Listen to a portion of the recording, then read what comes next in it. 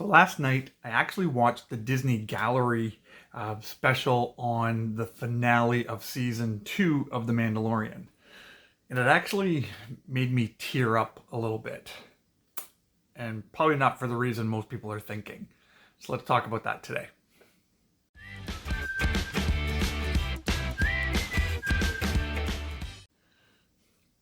Hey there, everybody. Welcome to the Geek Corner. My name is Rev Kev. It's great to have you join me here. If you're new to the channel, would love if you'd hit that subscribe button. Really means the world to me.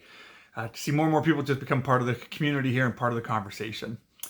So, the making of the last episode of The Mandalorian Season 2 came out on Disney Plus yesterday, and I watched it. And to be honest, it's the first thing I've watched about Disney Star Wars since the Gina Carano firing, because I've just really not had anything really to do with Star Wars since that incident.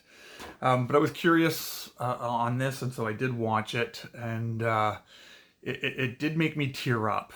And the reason it made me tear up was hearing people like Dave Filoni, people like John Favreau talking about how much they revered and respect the character of Luke Skywalker and how they wanted to handle that character so well.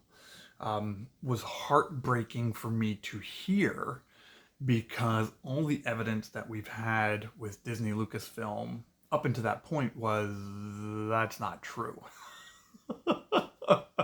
Luke Skywalker has not been treated like a revered character, like an important mythological character in the sequel trilogy. He's not being treated that way in the comic book series. He isn't treated that way in really any material that's been coming out. Now, when I did see that final episode of The Mandalorian Season 2, I ugly cried. I really did, because that was exactly what I wanted to see with the sequel trilogy.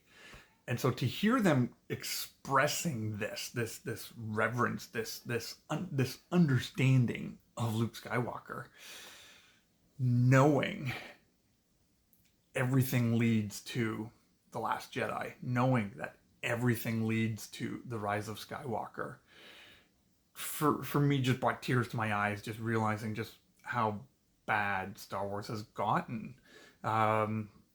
Because anything that they're trying to do now, anything that they're trying to do to correct it, knowing that that's the conclusion of the series, it makes anything that they're trying to create, for me, meaningless and pointless. So why would I want to see a Disney Plus version of Heir to the Empire or any of the expanded universe books and material? Why would I want to see a Disney Lucasfilm version of it, knowing that the ending is The Rise of Skywalker? I've said it before and I say it again.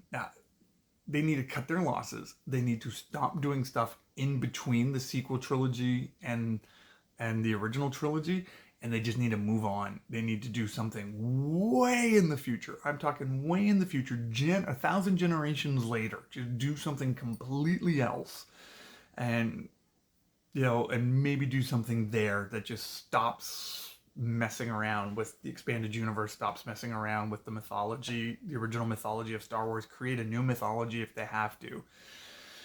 But as long as they keep playing around in this timeline, for me, it's of no interest, because I know how it ends. And their ending was terrible.